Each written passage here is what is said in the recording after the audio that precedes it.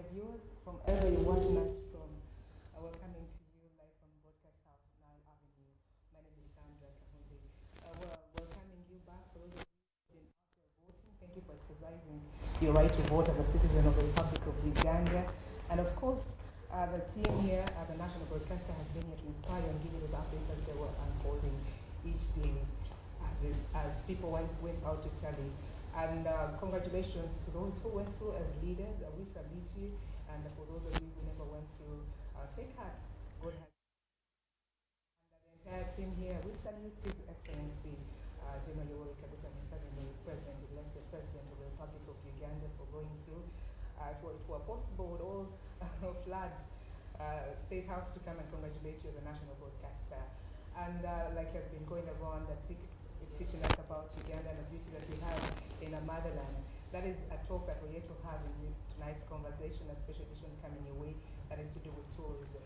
And while it's an interesting conversation, better sit down and relax because you're going to enjoy this particular one that we bring for you tonight. Looking at tourism in general, how have we benefited as Uganda, and not forgetting the world over? I know it stands out amongst all other sectors when it comes to the economy itself. And we shall zero it down to faith-based tourism. We've been preaching about domestic tourism, encouraging us Ugandans to go out. Have you tried to go out and enjoy the Pearl of Africa? Well, myself, I've had an opportunity to go out, being at different national parks. Queen Elizabeth, there is a Blue Lake in there, there's a Bat Cave, going out, doing the game drives itself, enjoying Lake Bunyonyi, the deepest lake that we have in Uganda.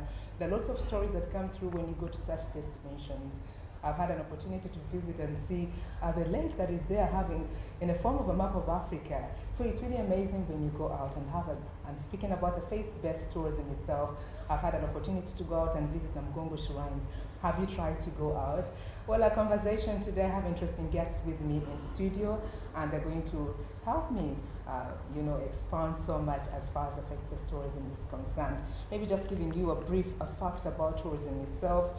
It's one of the most dynamic sectors in the global economy, with over 1.5 billion international trips recorded, that is in 2025, and Africa among the fastest growing regions. Now, despite this growth, only a small fraction of Uganda's visitors currently travel for spiritual or faith-based reasons, even though sites like Namugongo attract millions each year. Now, for us this evening, we want to explore how faith-based tourism, particularly around the Uganda Martyrs, represents an untapped economic opportunity for the country. Could Uganda transform this pilgrim movement into a year-round tourism engine that boosts local businesses, spreads benefits beyond Kampala itself, and put Uganda firmly on the map of global pilgrimage tourism? Now, when you look around the world, many of us, we have sisters, or we've had people, or we've had those close to us trying to save money to go and visit Mecca itself. You've had others travel to go to Jerusalem. They want to go to Israel and look out and see how Jerusalem feels like. Others do save money. You've had those around you talk about the Vatican. They go as far as the Vatican is concerned, loudest in Europe. And thousands of them do save each and every single year. Now, giving you facts right there, you'll see those who go to Mecca for the Hijjah, at least 1.6 to 1.8 million annual annual mandatory pilgrimage for eligible Muslims. Now, still to do with Muslims itself, there are sisters and brothers who go for the Umrah. That is 16 to 17 plus million pilgrimage any time of the year, flexible and growing fast. Now, in total, when it comes to Mecca itself, there are 18 to 20 million combined Hijjah and Umrah estimates. Well, get to the Vatican itself. Jubilee 2025, we had 33 million special Holy Year figures, so you can definitely imagine. And the Vatican museums itself, because you not go to pray and fail to look around or pick one or two things when you go to such cities. So we've seen the 6 to 7 million cultural and religious tourism combined. So how about Namugongo? Those who flood, those who come out to, hold prayers, hold masses, when it comes to 3rd June each and every single year. So how about them when they're done with the prayers? We take them out in the national parks. We take them out. We interest them about our nation, Uganda. My name is Sandra Kahunde, once again welcoming you. Thank you for choosing the National Broadcaster as we continue to inspire you. My guests in studio, without wasting more of your time, I am having a panel, interesting panel. I'll start with my extreme left. I have a gentleman, like they say, ladies first, but this time round. Well, they are here to inspire you as far as 2026 is concerned. The extreme left, I'm having Samora Semakula, the Deputy CEO, Uganda Tourism Board. You're most welcome to the program. Thank you very much, Sandra. Very good evening, Sandra, and our viewers. Well, okay. Well, next to him, yes, now let's have a lady. Don't mean to be selfish. We're having Ambassador Rosa Balango, a special presidential envoy, tourism and trade. Very passionate about this topic of discussion this evening. You're most welcome. Thank you very much. It's a pleasure to be here and welcome. Looking forward to a discussion with your viewers. Well, the smile there speaks volumes. And just at my immediate, I am having Matthew Nawiso, a Ugandan International Award-winning actor, film producer, and film director. They're here to have a great conversation with us and expound more on what we can tap from this gold mine, a mineral that Ugandans have not yet mined as far as the faith-based tourism is concerned. You're most welcome. Good evening. Good evening. I'm happy to be here and I'm excited to share this with the viewers. Well, amazing. Well, in a discussion tonight, we want to be intentional when it comes to tourism itself, starting with the general overview as far as tourism is concerned. How is the performance worldwide? Let me start with Ghana Tourism Board. How is our performance? Maybe a way. Let's start with the global outlook itself, and then we shall put ourselves right there because we're optimistic. We shall go volumes when it comes to Uganda. Thank you very much, Sandra. Thank you very much, UBC, for hosting us this evening. It's indeed really a pleasure to be in the studios to discuss a very pertinent topic on the religious tourism. I would also wanted just to pose a question to Sandra as we go into this discussion. You know, in Uganda, we have a hill called Walusi Hill. Walusi Hill is found in Luweero, and here it is believed that Moses, when he was receiving the 10 Commandments, stood there to receive the 10 Commandments. So I think when you talk about religious tourism, there's really quite a number of aspects that we really need to look at. At a global picture for tourism, I think I would drive this away straight home. Currently, as we speak, by end of December 2025, we had registered close to 1.6 million international arrivals. And if you're looking at the domestic market, visiting the different sites, we're standing at 3.6 million Ugandans visiting different attractions, mainly speaking to the different protected areas, but also significant areas of national interest. This simply converts that we are really very much recovered from COVID-19. But also this owes so much to the peaceful and stable country that really Uganda is. Thank you. Okay, I'll move to the ambassador. How is the performance when it comes to tourism in general? So first of all, again, I want to thank UBC for giving us the opportunity to have the discussion to educate and inspire. Now, based on my experience, when I think about tourism, I think about a couple of things. One is, what is the product that we're talking about? The second is, what is the place that we're offering to the people? The third is the people. What is the story? What is the heritage that we're making available? And then the fourth, which I think is the most challenging one, how are we promoting it? So I've been on record of saying that Uganda has amazing histories, amazing heritage, has several UNESCO heritage sites, has several cultural sites, but we do not do the storytelling the right way. So now if you go back and you look from the global perspective, I think in the last 5 to 7 years, tourism is finally taking its place as an important economic sector. Before it was considered almost like a hobby, kind of. But now economists around the world, when they talk about engine growth and knowledge economy. They include tourism in the knowledge economy. So from the global perspective, that's there, that's linked to sustainable development, linked to decent growth and jobs. You come down to Africa, we have the endowment, we have the personnel, we have the young workforce, and then we have the landscape and we have the history. So that makes us the fastest growing market in terms of tourism. So what that represents for Uganda is an opportunity. And I think that Uganda, we got the policy right, we got the institutions right, we have the workforce, we have the innovation, but we have not pulled it together. So I think that now we have an opportunity with this focus on the tenfold growth to actually create an ecosystem that makes sense so that tourism in all its breadth and richness can actually contribute to economic growth, create the jobs, and actually position Uganda internationally as a brand that's easily recognizable. Wow, amazing. We shall be getting to your outfit. I love I love Made it. in Uganda always. Good diction right there. Visit the Pearl of Africa. Shining out bright. That's very good. I'll just move to the celebrity next to me, the actor, film award winner. How amazing to have your company. Tell us about tourism as far as Uganda is concerned, in your perspective. In my perspective, first of all, Uganda as a country is very rich in terms of landscape, in terms of culture, in terms of food, in terms of language, name it.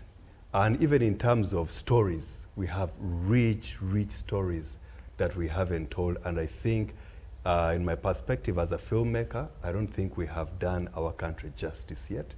So there is a lot that we can actually share with the whole world. I was recently having a chat with Ambassador, and I was telling her how the movie Thor it's a global film, known. It made millions of dollars worldwide, but this is a Ugandan story, and even we Ugandans don't know. So when I talk about being rich in terms of culture and stories, we have it, and we haven't done justice, and I think that is what we are here to do. This conversation is about how do we tell our Ugandan stories globally and in turn influence as many tourists as possible to come to our country, because they need to experience this. Because the more you go local, the more you go culture, you go global. And that is not what we haven't done. And that's what we are looking forward to doing going forward. Well, interesting. I love the submission itself. Going local, starting with an inchi, that means we need to start from our living rooms, from our very own corners. What are we selling? You talk about stories, remind me of way back. We used to have the campfires and the storytelling out with our grannies way back we used to have, but we still miss them at the moment. Is that what you're trying to refer to with the exposure you've had internationally and how globally they're putting out their stories and selling them? What needs to be done as far as Uganda is concerned for us to get there? I think it goes back to us, first of all, as filmmakers, to be able to script the right stories that can actually have a global impact. Then we need to work with partners. Sitting here with the Special Presidential Envoy for Tourism and Trade, sitting with the Deputy CEO for Uganda Tourism Board, if we are able to work together in partnership, think the same way, speak the same language, we can actually go global. And of course, with the right budgets, with the right everything, we can be able to tell our stories globally and create a viral impact. We need to just be intentional about it. I think as a part of Africa, we have the money. You talked about the budgets. We're into the middle income status, and you are actually at the right place with the right people seated there. And His Excellency, watching the national broadcaster, you're definitely in the right place. Maybe I'll get back to you, the ambassador, the storytelling, and then enlighten us more. Because I mean, the beliefs, the cultures themselves are selling globally. Because one thinks of going to the Vatican Because of the any time of the experience. year. Because of the experience. I really think that there's part of a mindset shift that we need to do. We need to embrace our heritage and our stories and not look down on it. And we need to make it part of educating our children and our families and make it part of our cycle. So if everybody is planning for what they're going to do in Christmas, plan for at least one visit to a historical site with your family. It has to be part of educating the next generation. If you speak to most of the tourists around the world today, they travel somewhere because they want a unique experience. So then the question is, how are we packaging our experience so that people actually want to come here and experience it? So you have Destination Namugongo, you have Destination Jinja, the source of the Nile, you have Destination Ankole, you have Destination Karamoja, Destination Murchison Falls. Each one of those is a story that's anchored in history. But we need to produce that story in a way that Netflix is interested, you know, that it meets the global international standards. So personally, I look forward to working with colleagues in government, working with development partners and international organizations so that we can create a safe, creative space. I believe it's time that we deal with the movie industry the same way we deal with agriculture. We need a movie business park. We need a business park where they can have the right equipment for sound, for production, where they can have a creative academy so people can get skilled and they can get placed, where you can actually have the landscapes and all the background that we want, and where people can actually come and stay and see it. So then with that ecosystem, our creative people can focus on the creation. And when they come out with that creation, you come up with a creation that can go to Netflix, can go internationally, can be shared anywhere, and can be part even of our curriculum. But the story has to be about our history.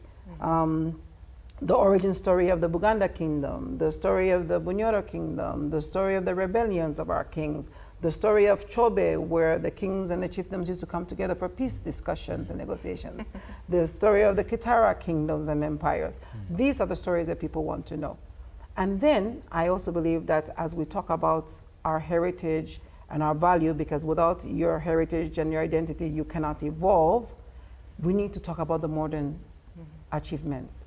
What about our sports champions? Movies about them, anyone? Because we want to inspire the next generation. So we have so many sports champions. So we should do movies about them as well. Today I was reading about a group of Ugandans from secondary school. They won a prize of $150,000 somewhere because of an innovation. I'm sure we had no idea. There they are. Okay, can we do a movie about their journey from where they were to getting that international award to inspire other children? So we need to do our foundation, but we also need to do the current accomplishments so that we can inspire the future generation. So we have to incorporate what we've left behind, like the stories we've left behind, and incorporate the modern one. Don't say left behind. This is my whole point. It's not leaving behind. We need to embrace and upgrade, if you want, modernize. If we don't embrace our value system, then we cannot innovate.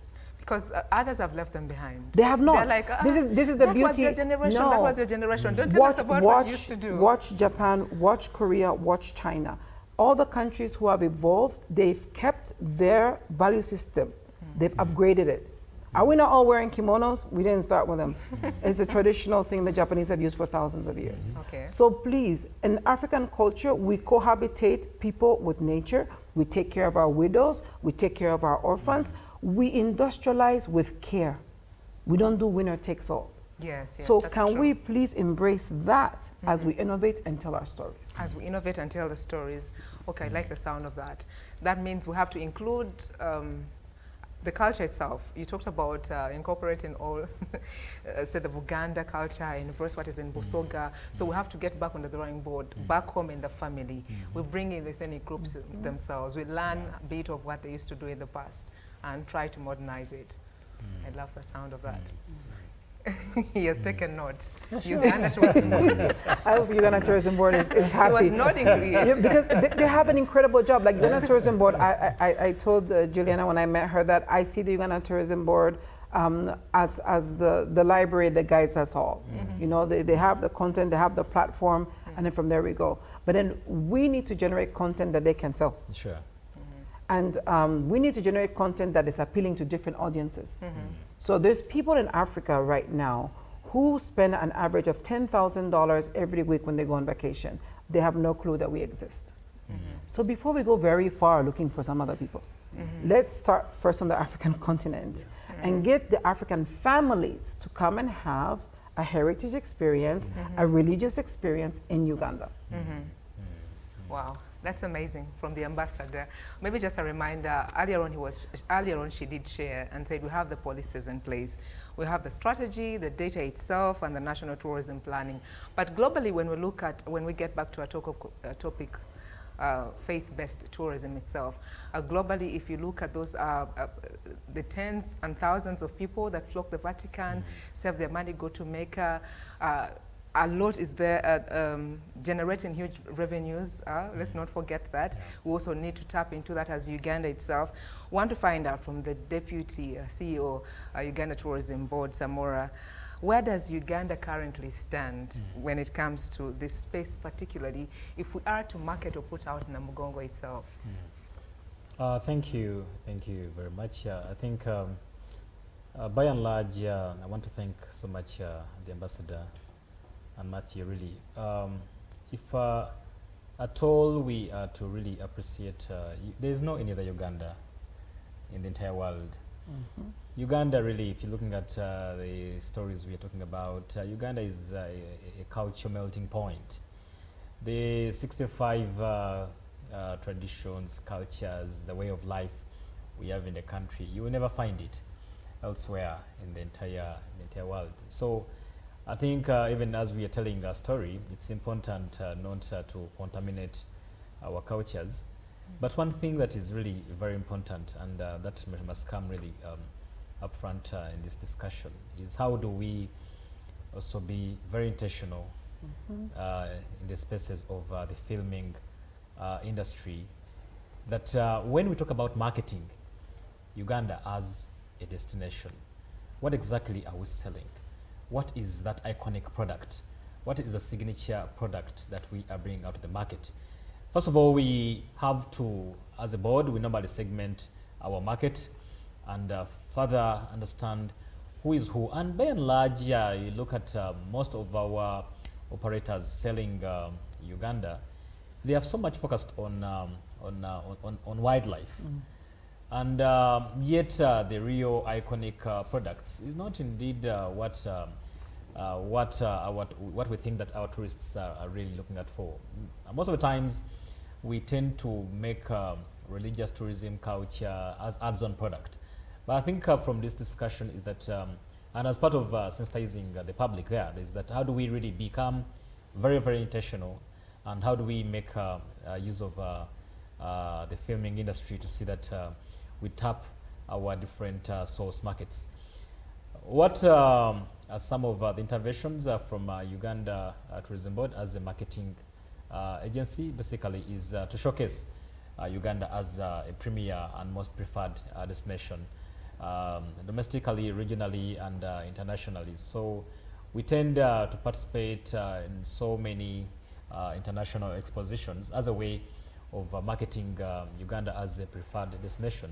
But we are saying that there are also many what we could call quick and more efficient, effective ways. That is why, to me, I'm really very, very partial and pertinent and very motivated about today's engagement. Because normally, whenever we talk about filming, we may not really take it quite very, very serious. But lately, I don't know whether, Sandra, you have noticed that the trends now, from the times when we used to watch certain soaps at home, and right now, what exactly is happening? The way of life is really changing, and simply because of the good work that the Matthews are really doing on this. On the screen. So really, I think marketing, our job is really, would be even very much easy once we have that touch. It is more or less of a virtual reality wherever people are, and something that can really be able to tell and have a pull and push factor, but again emanating from the stories that we're really wanting to really push out for. So as far as we're concerned, of course, there is always a win-win in terms of moving out there to see that we sell our destination using whatever approaches. But I think the foot at hand now is to see how do we now make use and the best use of our domestic engines in the filming industry best sell out and speak volumes and stories about our very beautiful country that can never be unmatched on this continent. Thank you. Oh, amazing. I'll get to Matthew here. He appreciates you and commends you for the job well done, and we salute them. When we speak about tourism, one thinks of the birds that we have.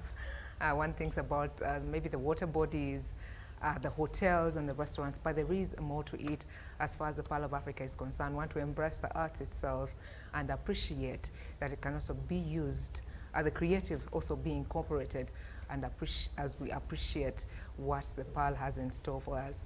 Getting to you, you understand the narrative itself. You're an expert in that field itself. What needs to be done? How can we start, as you speak to other filmmakers out there who are in this particular who are in this particular industry, interesting them that tomorrow as they wake up to move to their places of work, that is something they can start up with? I think I'll say what we need to start with as filmmaker. One is to be authentic in terms of our storytelling. I produced 880 episodes of the show called Sanyu, which showed on Martyrs and showed across the country, across the continent. And what is beautiful, how I got to know who is watching is I would get feedback, because there's a time when Martyrs was not showing subtitles and half of the show was in Luganda. There were some characters that were speaking Luganda, some speaking Lunyankore, others speaking the languages from the north. Then I would get a lot of DMs from Malawi, from Zambia, from South Africa, from Ghana saying, please give us subtitles.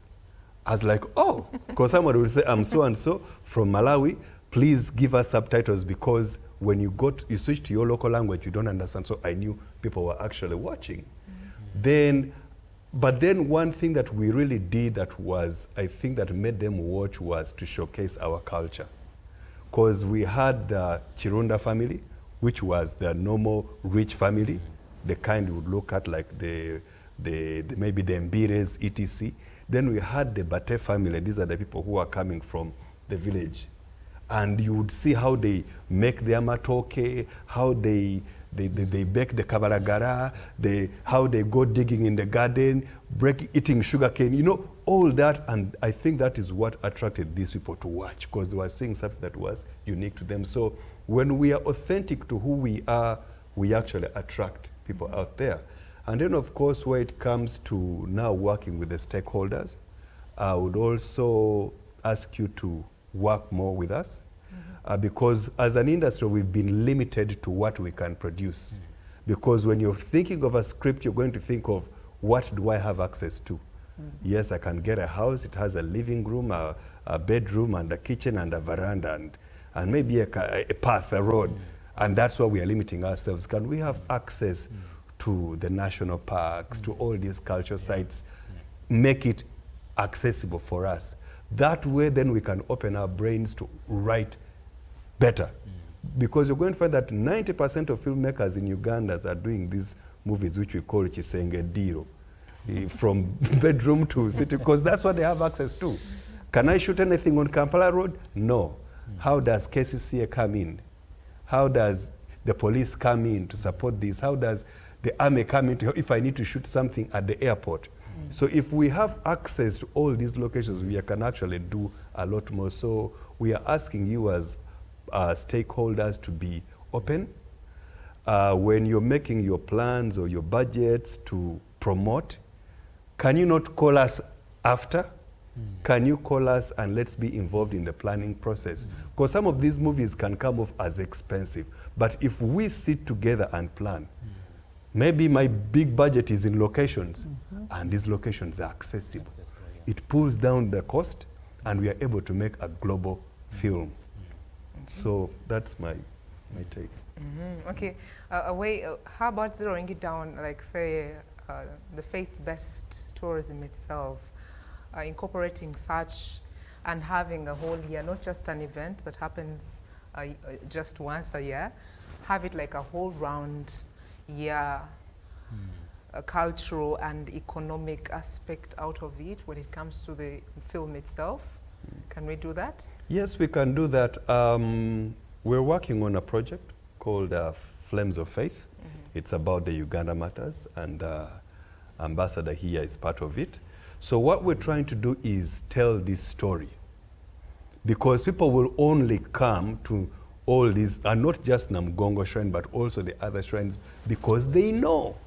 But now that they don't know, there is no movie out there that is telling this story, nobody's going to come. Because I've seen, I remember when I travel a lot. I like traveling a lot with my wife and family. We went to Belgium, and the first place they took us to when we left the airport, of course, we went to see the Atomium. And then I'm looking at this Atomium and like, what's the big deal? Then we moved to the next site. It is called the Peeing Man. This is basically a fountain peeing. And I'm thinking, so people are here to watch this and take pictures with this? We have, if people got to know the story of the Uganda Martyrs, people will want to come and see the location where this happened. And take pictures. And the beauty is that the locations are existing. They are existing. People would love to come for such because there is nothing out there for people to see. We have it here. So how do we work together to make sure we make this possible? With that, we can actually have that place flooding from January to December. A whole year-round activity. Yeah, because we going go on to in the same France. place. Every time you think of going to France, when you're in love with somebody, you want to go to the Eiffel Tower. People have not programmed it for a particular month. Any time of the year, they will go and know that I have to get to that place, I'll have to take a picture there. The same can happen. We have, what, 2.5 billion Christians across the world. That's our target market. We can use them from January to December. Okay, I'll move to the Ambassador. You mentioned her when it comes to Flames of Faith. You didn't mention her. Maybe just getting to understand Uganda's creative sector already contributing about 3% of the GDP. Now, I want the Ambassador to make us understand why they believe this is a defining moment to professionalize it through the Pan-African Creative and Movie Business Park.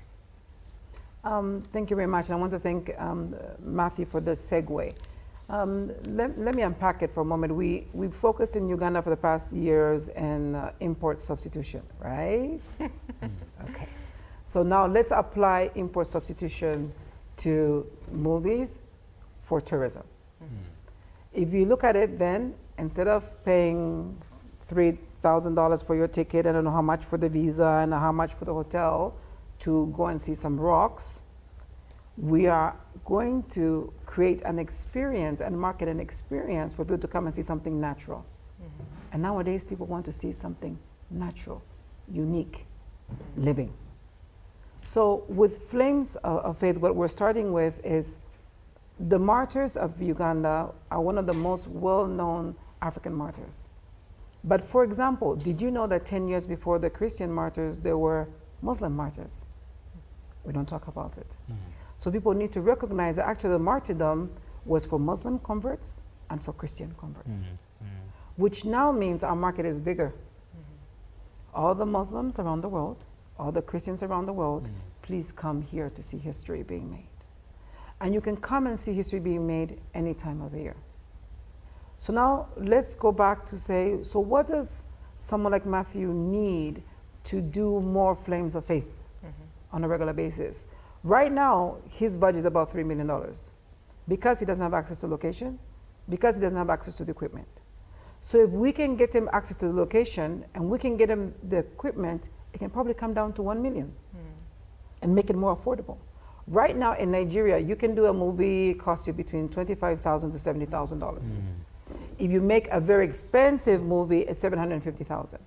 But guess what? The government of Nigeria put $200 million into the film industry to create private equity and go. Annually?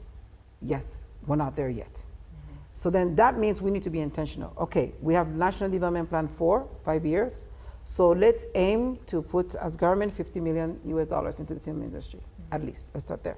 hoping that by 2040 we can match the rest of the African governments borrow some. and put 200 million. We don't need That's to what I was borrow. going to say. We don't need to I borrow. mean, like borrow a leaf from the other African. Yes, we can learn continents from them. Yes, who are- because who are Angola does the investing. same thing, Nigeria does the same thing, South Africa does the same thing. Anybody who's got the film industry contributing to GDP puts about 200 to 300 million into the industry. Yeah.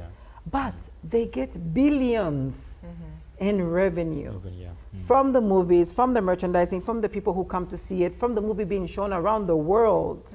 So Ministry of Finance. Here we Look come. at that, here we come. Revenue and job creation. Now, for us to create, let's say, 5 movies like Flame of Faith based on our history per year, which would be, let's say, 5,000 jobs per movie, then you can start looking at getting close to $1 billion in terms of revenue from the people coming and using it. We need a one location so that the impact makes sense. And this is why I'm pushing for an African movie business park in Uganda. I understand there might be space in Jinja, which would be awesome because it's close to the source of the Nile. So you create that ecosystem there. So whenever Matthew needs to do a movie, he doesn't need to worry about how to get the permit, how to do the what, because all the relevant offices will be in the business park. Wow. He just comes up, this is my concept. Then as government, the relevant offices are there. We get you your clearance, we get you your access, you get you your personnel, and he can cross-fertilize with other producers in that space. And you have people working on the different parts of the value chain in one location. Then he might be able to do the movie for $100,000 Sure. and be able to go. So in terms of revenue, it's there. In terms of access, it's there. And very important, in terms of job creation, it's also there. Because we have a lot of young people, I see them with their mobile phones doing their movies, but are they certified? Are they able to learn from others? We could create a master class. We could have mentorships with our colleagues from Nigeria, Ghana, and South Africa. But to bring the movie industry to scale, to increase the contribution of the movie industry and tourism from 3 to, let's say, 5 or 10% of GDP, we need to give them the economic environment for them to be able to produce. The content exists. The capacity is there. Congratulations, by the way, on being on Emmy. I think he's like the only Ugandan who's been recognized as such. So that demonstrates quality. But how can they get the job done? Let's give them the business park. Let's focus on merchandising. And as the Uganda Tourism Board says, let's work together. Sure. Okay, speaking of, it's for someone who is watching tonight, maybe a young film for the young generation, because I'm sure they get to tap into a whole lot. Because as we speak about the film itself, it's more like a launch pad itself, and having everything a one-stop center in one location. And now to the young people out there, because we have the issue of the conversation will go on and on when it comes to unemployment itself. And then we have people, we have the young ones who are having that on their, it's priority to them, it's their passion. They look at Matthew, award-winning, and they want to go and take his pathway. What practically changes when the training, equipment, the sound stages, and the post-production are all housed in one creative business-free zone for them, for those ones to take this path? I'll ask the ambassador. How they can access it? Yes. Well, the first of trainings, the all, equipment. I'm very happy that UTB is as excited as I am. Sure. Today was about awareness, so let me start off by calling to the fellow entities in the government who can contribute to make this a reality.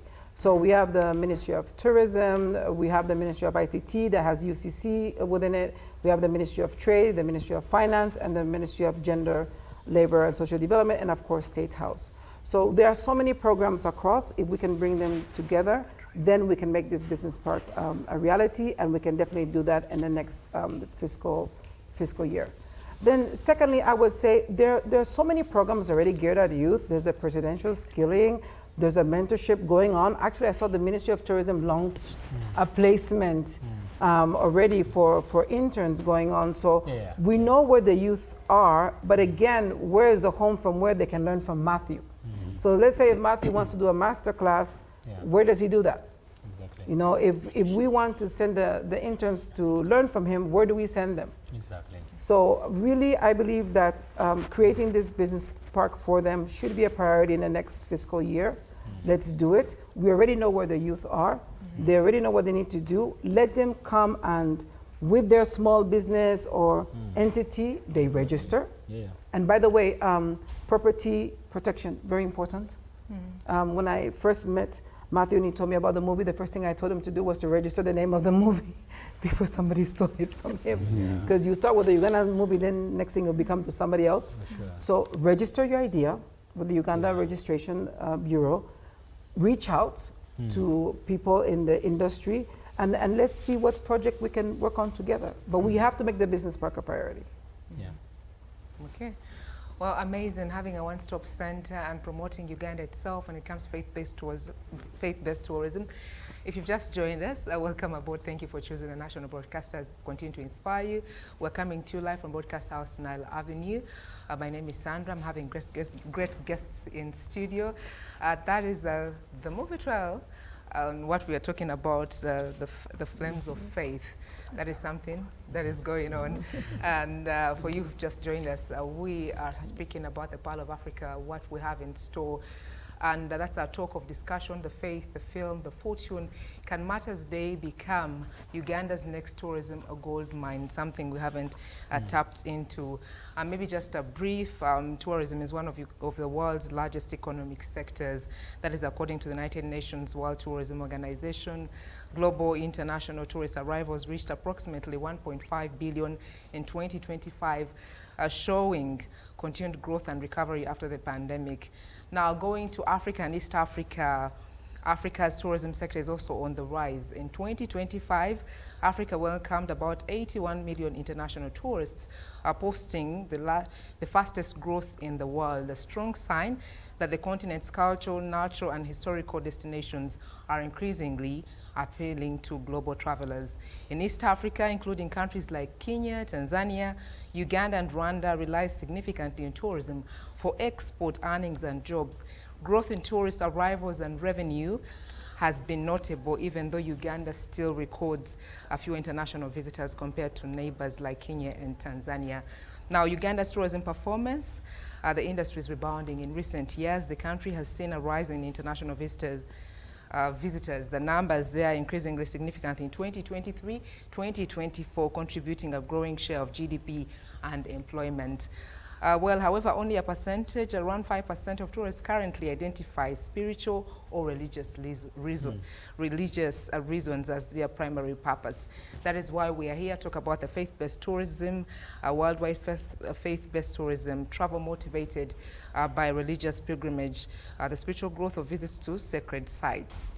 Now, as we talk about the GDP, that is the... Sorry, just 1 second, because they were showing, these are some of the ongoing past work that he has done. Okay. I really hope that before they close today, they will actually show the teaser of what we're trying to do, because we're really here today to show the teaser, to mobilize support for it, and through mobilizing support for it, we hope it can be launched this year in June, and then we move on to the rest.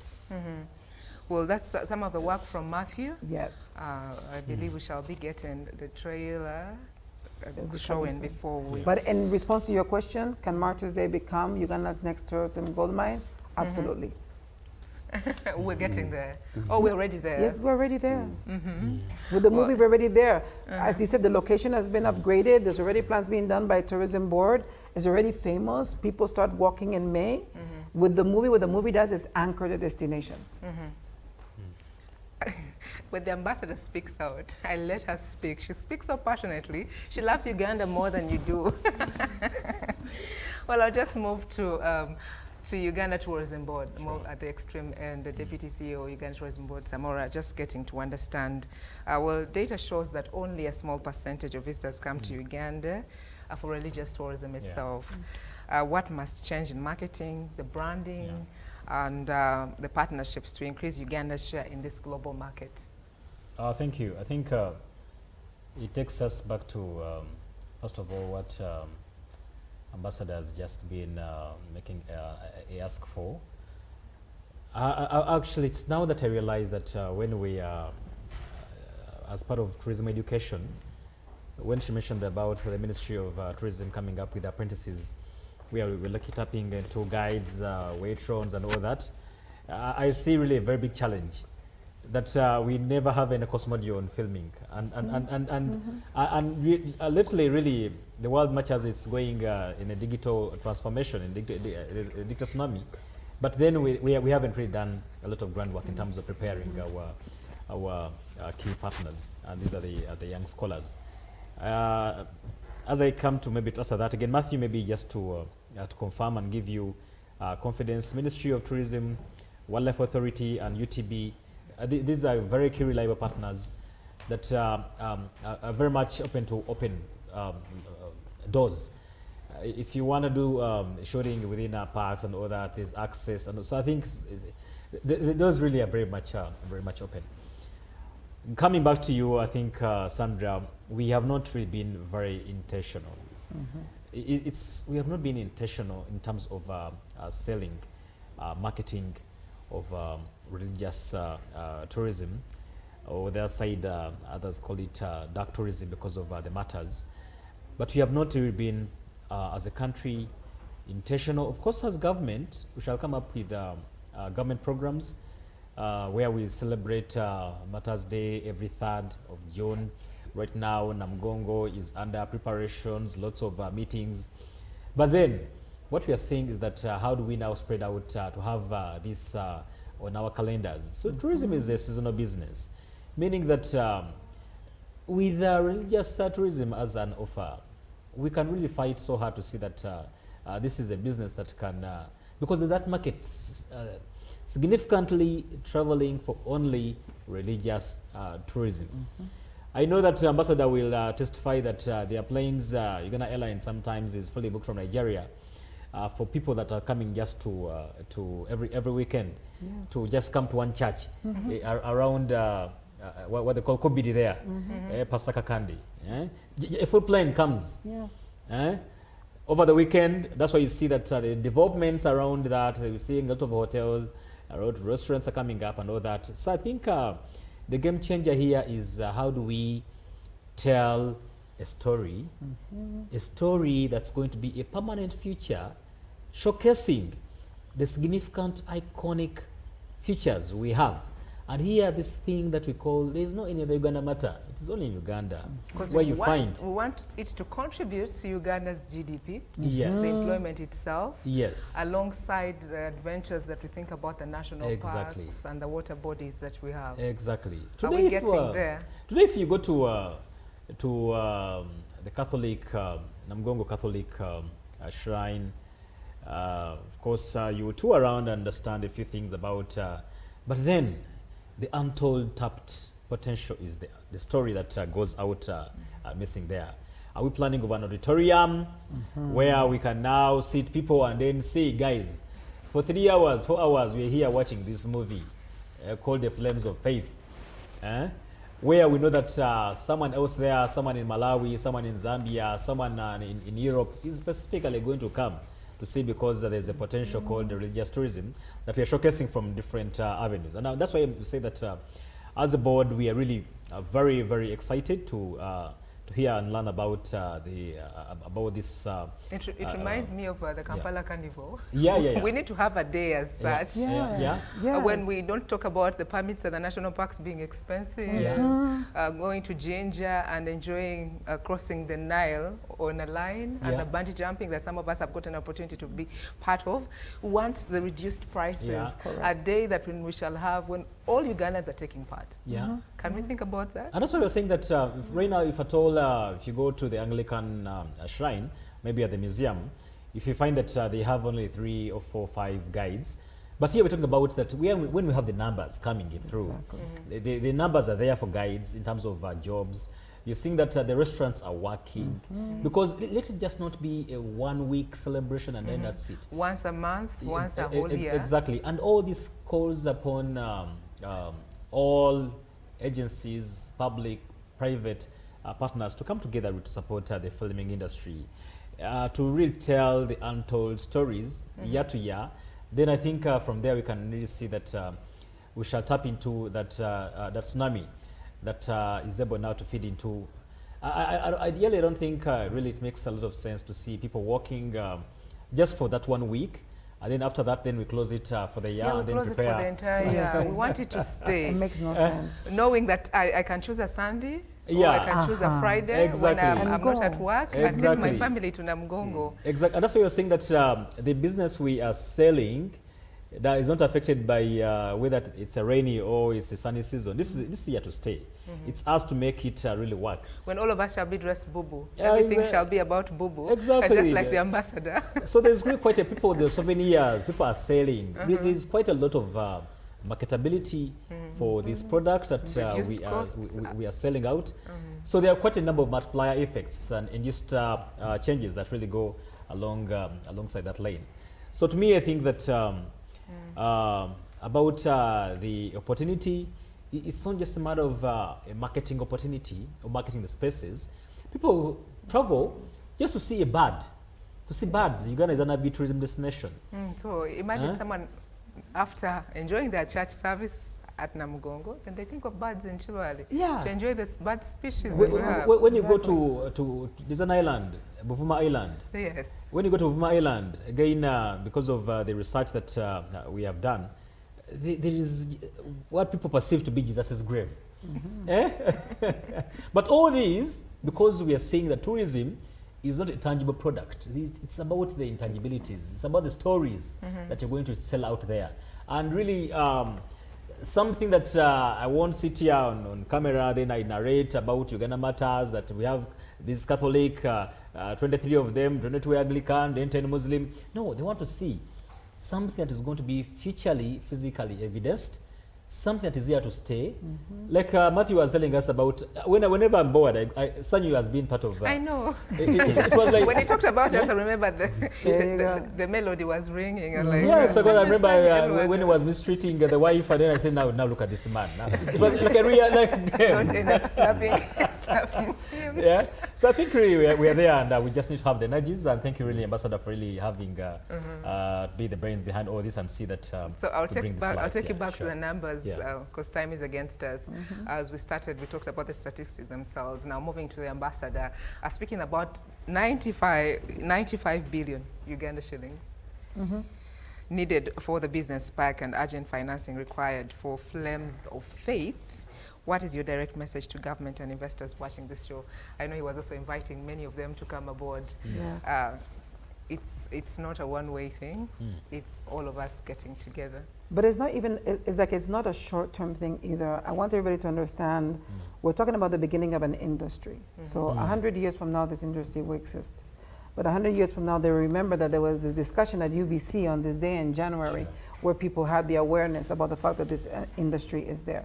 So we're making a long-term investment. But if we have to look shortly in terms of the numbers, yes, as we were saying, Matthew mentioned it. Okay, so he's looking for $3 million for the movie because he doesn't have access to destination. So if we can have access to destination, his movie may end up costing $1 million. So again, for the business mark, we're imagining 27 million because we're looking at the equipment and everything that is there. But maybe if we start with 5 million, other people will join in with in-kind resources, and then it will actually bring the price down. So we're looking at what is there, but you're creating an ecosystem that is permanent and is going to generate $1 or $2 billion. That's going to generate at least 2 million jobs if you give it a couple of years, and it's going to finally give Uganda the chance to have a world-class continuous branding, because our storytelling, as we're talking now, is hit and miss. This will make the storytelling stable by international standards. It will make the brand of Uganda globally more visible, because remember, we are competing with our neighbors, and it will anchor it, as he said, in our origin. So the numbers are there. Again, I reiterate my call to all the ministries, agencies and departments. This is a national asset that we can actually produce. For the 2026 Martyrs Day, I really invite you to work with us so that we can make Flames of Faith a reality, that it can premiere on the margins and become part of the activities. And then every year it will be available after that. But as we do that, let's not look just at this initiative, let's look at the long term. And let's fight to make sure that our creative industry have a home, a business park in the next fiscal year from where they can create more movies of this caliber about our original stories, but global relevance. Well, good thing we are liberated as Uganda. Yesterday we did celebrate Liberation Day. A few minutes to the top of the hour, we shall be having Jordan on standby to give you the latest as far as news is concerned. But before we let our guests go, yes, the way to go is being intentional.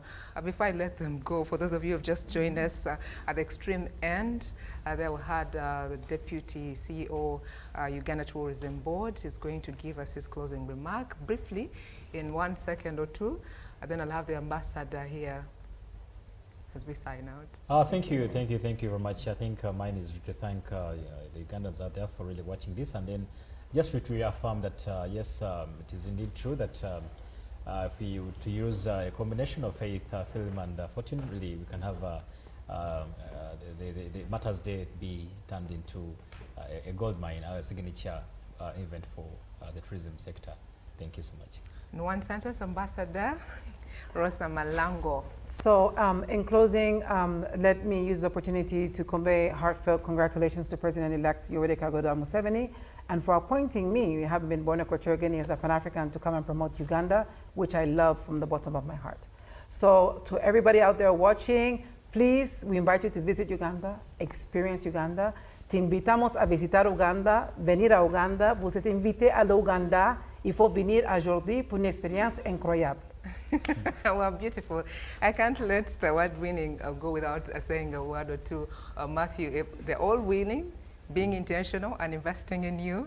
The way to go is all smooth for you. A message for the Ugandans. To the Ugandans, I will say first and foremost, thank you for always supporting us, the creative sector. We've seen Ugandans come in and really support and buy our content, come to our movie premieres. Please keep doing this. We have very many stories to tell, and we want to leave a legacy whereby we get to have these stories told for many, many, many more years. So keep it up. And also to government and our fellow stakeholders, we want to thank you for being involved, for being very intentional about working with us, and together we can make Uganda go viral in terms of tourism, in terms of African cinema, etc.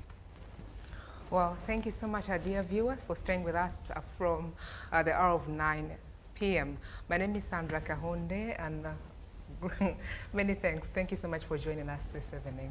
Thank you. A great year for you as you prepare. Shortly, in a few minutes, Jordan is going to be giving you what is topping up as far as today is concerned in our news. Well, God bless you, and thank you for watching. We love you.